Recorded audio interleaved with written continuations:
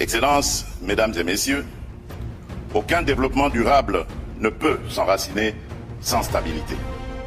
Dans l'Est de la République démocratique du Congo, notre peuple subit une agression flagrante, menée par des groupes rebelles lourdement soutenus par un État voisin, en violation du droit international, de notre souveraineté et de notre intégrité territoriale.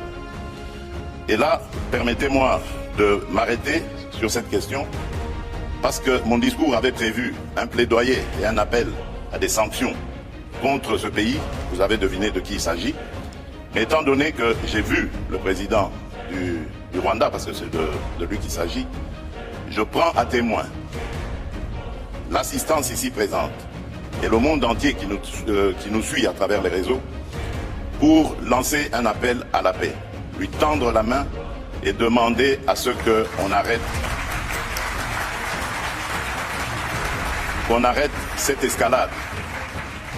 Monsieur le Président, vous le savez très bien, depuis que j'ai été élu en 2019, lors de mon premier mandat, je suis allé voir tous mes 9 voisins, plus particulièrement le Rwanda et l'Ouganda, pays avec lesquels nous avions des tensions, pour vous proposer de travailler ensemble, de rapprocher nos peuples, nos communautés, pour le développement et le bien-être de celles-ci.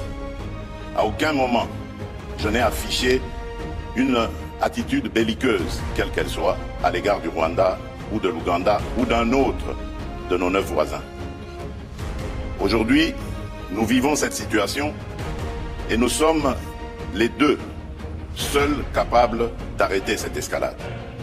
Je le dis en prenant à témoin le président Joao Lourenço, notre président actuellement de l'Union africaine, dont je rends d'ailleurs l'hommage, un hommage particulier pour son implication dans cette crise, et qui, comme vous le savez, était à quelques encablures de la régler définitivement.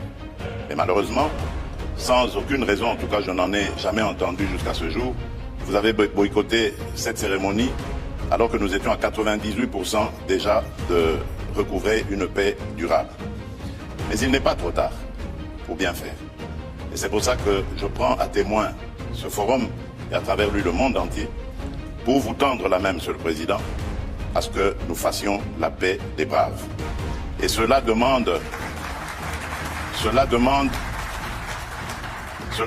que vous donniez l'ordre aux troupes du M23 qui sont soutenues par votre pays d'arrêter cette escalade qui a fait suffisamment de morts comme ça. Nous les comptons par millions depuis des années. L'histoire